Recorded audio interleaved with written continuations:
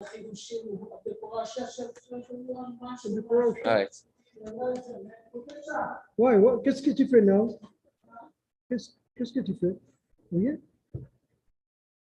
All right. We're going to learn a few of the laws of searching for chametz. The halacha is that 30 days before Pesach, like by every yontif, supposed to start learning the laws of Pesach. It means from Purim and on, you're supposed to learn the laws of Pesach. Mm-hmm. But Pesach has another component that's only like Pesach, that we do a couple of other things before Pesach. First of all, Mois Chitim, to gather funds together to help Jews celebrate Pesach. And the language that was used in Europe, gathering these funds was either take or give. Everyone has to be part of it. You're either taking Mois Chitim or giving Mois Chitim.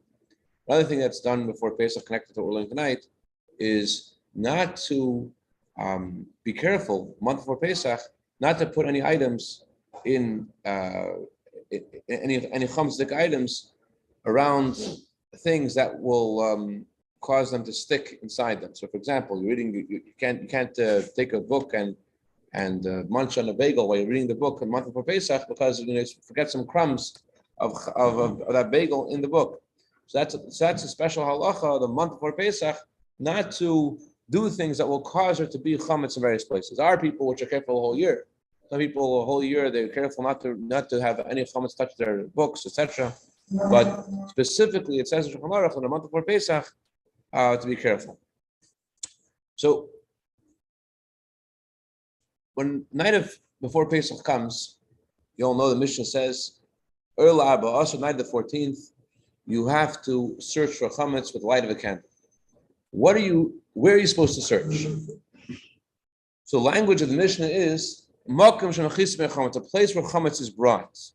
What that means is not a place where chametz is stored. It doesn't mean you have to search the cabinets or the refrigerators only. It means a place of chametz will reach. Like the example Rashi gives is that sometimes in the middle of a meal, the one who is serving the wine in the meal will go to the wine cellar, and he might be munching on a piece of bread while he goes to the wine cellar, and so therefore you have to check the wine cellar also. So even though if you're very careful the whole year and you only get the rest of your house dirty, but nevertheless it happens here and there that you end up eating in the various places in your house, and therefore every place in your house is included in the mitzvah of searching for chametz. That's without considering children.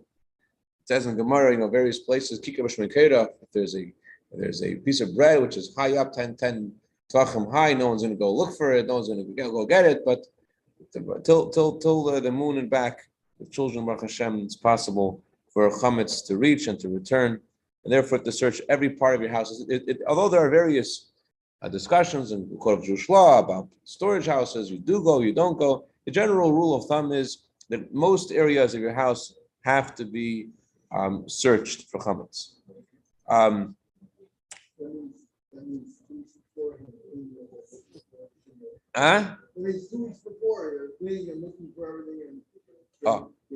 Right. So although the Mishnah says to look for chametz night before Pesach, but actually there is a halacha that within 30 days before Pesach, if it's difficult to search the night before, it's possible in various situations to do some of the search before. And the truth is that this halacha is very important because there's a lot of things which cannot be done by most people the night before Pesach. Some people, for example, think that their cars are somehow exempt from the laws of searching for chametz. And I searched my house. I just have to do the detail on my car. They do that the day before Pesach, after the hour when it's forbidden to own chametz. There's no heter for that. There's no reason why that's allowed. If something that belongs to you, it's a place of chametz. Your car is just like any room in your house. So does that mean you have to go out with a candle night before Pesach and search your car with a candle? Not necessarily. Because the Shas HaTchak, you're allowed to search a place which is called in the Gemara Chsadra, a place which has a lot of light. Like in those days, a shul was a room which had windows from all different areas. So a place which has so much light, so you can rely on the light of the sun to check that area. So with the car, you're allowed to check for chametz during the daytime after you take your car to be detailed. Hopefully, not the day before Pesach, but then it's too late because you're not allowed to own chametz already coming the 5th hour on the day before Pesach. Rather, the day before Pesach, you can then on that day after you've done the detailing, whatever. Technically, the detailing is not so detailed as they say in yeshiva, and there's always a glove compartment they forgot to do, and they got to do the various pockets in your car. It's always good to go over that, and you have to really, because do the mitzvah of searching for chametz, you have to yourself look in your car to make sure that everything is done. And so, what do you do? You don't have to go with the candle right before Pesach. You can go during the daytime with the sunlight. That's fine, as long as there's sunlight, as long as it's not like a very cloudy day. There was a time when it was easy for everyone to search their entire whatever they owned the night before Pesach. But today, what did a person own? A person owned 2 pairs of pants and 1 shirt, and they had 1 room, and that was it. But today, Baruch Hashem, with the great abundance that God has blessed us with, so you have so many rooms and so many pairs of pants and so many shirts and so many closets, and so many bookshelves and so many pantries and whatever. So how are you going to go look for everything night before Pesach with a candle, no less, going through every single detail of every single part of your house? You're going to go into your pants drawer night before Pesach and take out all your pants, you take out all your underwear from the other drawer, you go with the candle, and everything will be taken out. I mean, what exactly are you meant to do? And also, night before Pesach, your kitchen hopefully is already clean, it's prepared for Pesach, and you have all the eggs and potatoes and carrots it's full production in your house like before Pesach. What you're doing is pick up all the carrots and pick up all the potatoes and all the onions, and you're going to look under the bags of onions and potatoes to search for how does that make sense? So I believe it was the Rebbe Rashab who said that they should do bdikas chametz, they should search for chametz in the kitchen, not the night before Pesach, but 2 nights before Pesach, or 3 nights before they make the kitchen kosher for Pesach, they could search for that room with a candle. The only reason to use a candle is at nighttime, as Gemara says that the light of a candle is good to search, and therefore at nighttime doesn't have to be the night before Pesach; it could also be another night, and you could search for through the before you start putting in all the potatoes and all the whatever you're going to put into your Pesach kosher Pesach kitchen.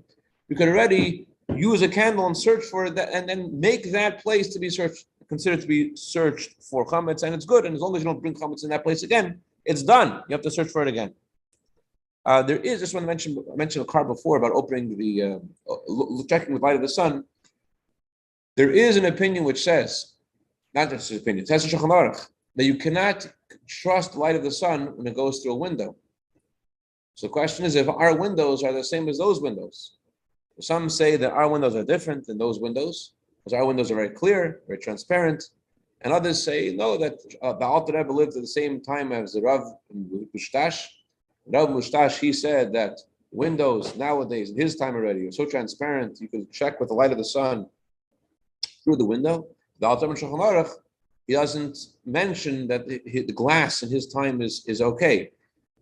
Rabbi Shuli said that perhaps the language of the Alter Rebbe may hint to this idea. The Alter Rebbe says, mechitzas zchuchis, a partition of glass. Maybe he's talking about a glass which causes a partition. But either way, whether or not you think that glass is different nowadays or not, it's not so difficult just to open the window in your car, and then you're good according to all opinions, and you could check your car with the light of the sun.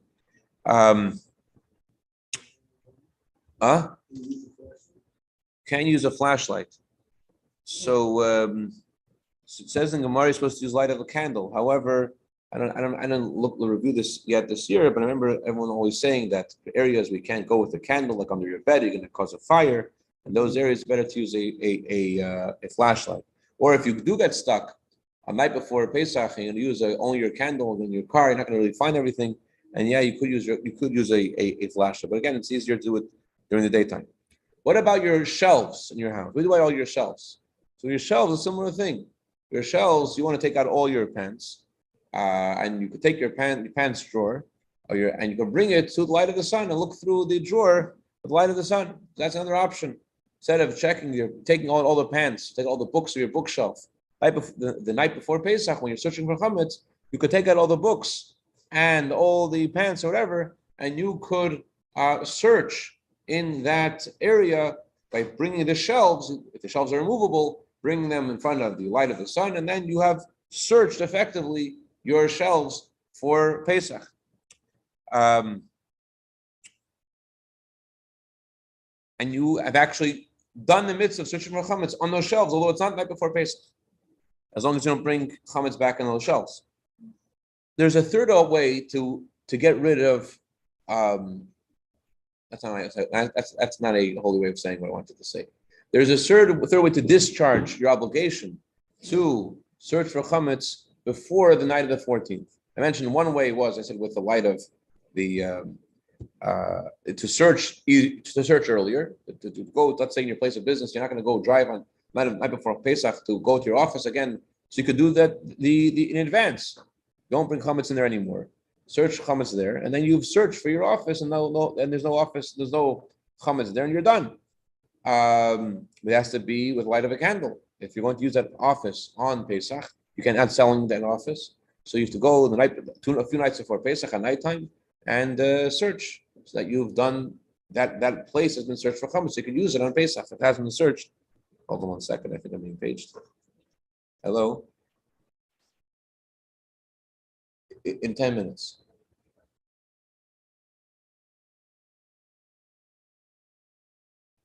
Anyway. So, sorry about that. Okay, so there's a third option. Here's a third option. This third option I think is easier. Third option is, what you could do is, if it says in Shulchan Aruch that kibud is like bdika. If you wash, night of bdikas chametz, where do you go to search for your chametz? You don't go to your kitchen table. You don't go to your dining room table, even though that's the place you get chametz all year. Why aren't you going to your dining room table? Why not? Because your dining room table, you washed it and you dried it, and there's no chametz on your dining room table. It's a flat surface, and you've washed it and cleaned it. So it says in Shulchan Aruch that washing something is equivalent to searching for it. So if it's a flat area and it's been washed, so that is considered like as if it's been searched. What about the corners? The corners that you have to search. You don't feel a full obligation to search for chametz by washing the corners, because corners are hard to clean, and therefore the corner specifically is where you have to search for night before Pesach. The places where you can wash, you washed. You're not trying to search for unedible crumbs. You're not trying to search for things which are microscopic. There are two reasons why the Chachamim instituted to search for chametz. Really, midaraisa, the biblical obligation before Pesach is to not own chametz, destroy chametz that you know about, and to not own chametz. So if you declare the chametz ownerless, and you have other chametz you sold, so what are you searching? Why are you searching for chametz? You're searching for chametz, as in Taisa, there's two reasons. Reason number one is because there may be something, since people are always used to chametz all year. So if there's chametz in your home, although you've technically said, it's ownerless, and it doesn't belong to me. But although you've made that declaration, if there's a piece of chametz in your house, you're used to eating chametz all year, you're gonna forget. You're gonna forget because it's just around. Because you're so used to eating it. It's not like today. Today, for things you know it's today. This is chametz. You always eat chametz. Therefore, since you're so used to having chametz around, you may forget. You may eat chametz. Therefore, the chametz said you have to remove chametz from your house. So the chametz that you want to keep after Pesach, you sell. The chametz which you're not keeping after Pesach, you have to search, make sure there's none in your house. Because if there is something left in your house, the Chachamim said you're oiv rabbi. There's a rabbinical transgression of owning chametz, and there's also a second reason the Chachamim said that you have to get rid of the chametz. One is because, and the second reason is because you may not be sincere when you say it's ownerless. You said it's ownerless, but how sincere can you be about a Gambo's donut? You sincerely declare the Gambo's donut, especially if it's it's cherry filling. How are you supposed to, in your right mind, really declare it's like the dust of the earth? So, but although there are two reasons that are given in Shulchan Aruch, the conclusion is that the most important reason, halachically, is the reason that you might eat it. And it's important to know why you're searching for chametz, whether it's because you may eat it or because your bittul is not sincere. Since the reason is because you may eat it, so there's a lot of halachas which are affected by that principle. For example, I mentioned before that you have to search for the corners. But if it's difficult to search all the corners, another way that you could discharge the obligation of searching for chametz in the corners is by spraying it with something which will ruin the chametz, and the chametz is now unedible because it has this poison on it. So since it has poison on it, you're not going to be able to eat it, and therefore you're fulfilled your obligation of searching those corners. How? Because you sprayed the corners, even though if there is some chametz there that you didn't notice, and it's not just it's chametz that's there, chametz that you might eat. You're searching for chametz you might eat. So you're searching for a Cheerio, which is very small, but it's edible. It's lost in the kazayas, but it's edible. So by spraying the Cheerio, whatever that may be that you don't see, with during the daytime, before the night of the 14th, if you spray that corner with something which could cause that Cheerio to be unedible, then you are b'shas chak. You can rely on that instead of going on the night of the 14th and searching for every single corner. You can fulfill the obligation b'shas chak by doing that as well. The spray as a part of the bedika? Spraying instead of bedika. Instead of doing a bedika, you could spray the area, and that way you are not, even if it's chametz, it's no longer edible. Therefore, the whole purpose of bedika is that you shouldn't come to eat it. You're not going to eat it. Bedika includes removing, not just finding, removing. Checking, removing. It depends. It depends. If you say the reason you're searching is in order to, the reason when we make the bracha on the night of the 14th, the bracha is not for searching for chametz. The bracha is in destroying chametz. And we even say the bracha is even al bir chametz in the past for the destruction of chametz we've done already. Because once we decided to get rid of our chametz, already declaring it ownerless, and therefore that's why this bracha is not live via chametz, but al bir chametz, because there's already been some kind of removal of chametz by the very decision to get rid of the chametz. However, the mitzvah is not done until the chametz is actually destroyed. So that's for the chametz that you find the actual chametz. You're not done until you destroy that chametz. But it's possible to transfer the chametz from being not chametz. Once it's been sprayed with this thing, it's not considered chametz anymore because it's not edible anymore.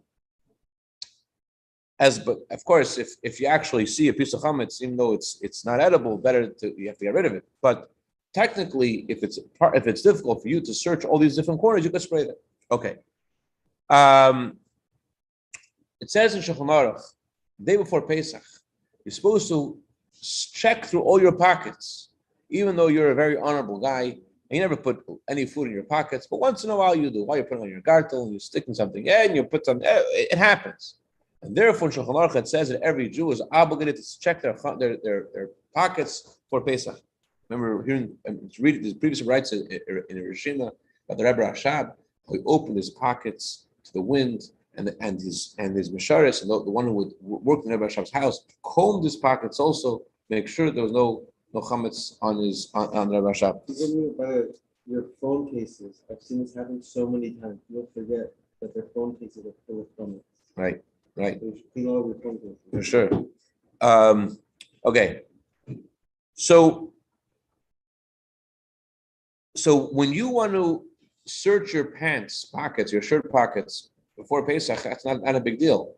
But how you go through all the pockets of all the clothing you have? You have 10 suits to go through, and each suit has pockets. And some pockets are in interesting places in the suit. And then there's ladies' clothing. You're going to go through all the pockets before Pesach, go through every single pocket. How's it possible? So the same thing that we said before about the corners can apply also to the clothing. Since when you wash your clothing, you don't just wash your clothing with water. You put into it bleach and detergent or all the good stuff, which makes it. So no normal person would decide to eat a bagel left over in the pants pocket after it's been washed and with Clorox and bleach to eat it. And therefore, you don't have to check those clothing that have never been worn, that have come out of the washing machine or come out of the cleaners. You only have to check those pockets which have been worn already. And you may have put something inside after they've been washed, but those pockets which have already been washed or been cleaned, you don't have to check those pockets again, because even if they have chametz, it's not going to be an issue because they have already been spritzed. They were with things that make the chametz in them unedible.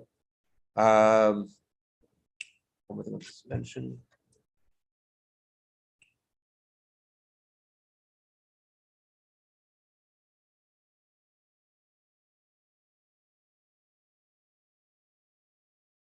Any questions? Oh, when you sell for chametz, you sell chametz, you sell, our minhag is, some people have different opinions. Our custom is we sell everything. We sell actual chametz. So if you allowed to sell actual chametz, you also allowed to sell pots and pans. You don't have to worry if there's stuff that just stuck to the pot and pan and wonder, is it really sold or not sold, because it's just a tiny piece, how could it be sold? But if you're allowed to sell, you sell the whole area and everything that's inside the area. And therefore, you don't have to really worry about anything which is attached to a pot and pan. If it's in the area, it's being sold for chametz. As long as you just do a regular cleaning, you would before you put something away, and that's good. It doesn't matter if it's rusty and has pizza chametz or whatever. It's sold. The bagels are sold, and the Cheerios are sold. So for sure, the pots and pans could also be considered sold. If I mean,